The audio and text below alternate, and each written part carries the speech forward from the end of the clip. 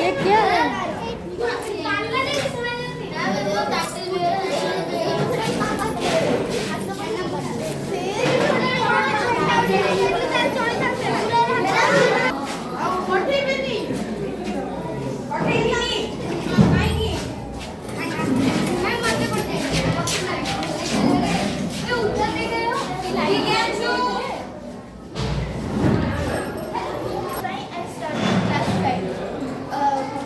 My model name is Solar Eclipse and Lunar Eclipse.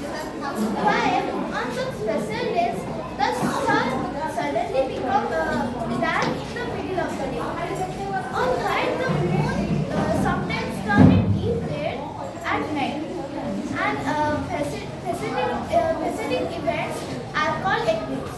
An eclipse is the phenomenon of occurrence of shadow of its celestial body in nature. There are two types of eclipse: solar eclipse and lunar eclipse. Solar eclipse.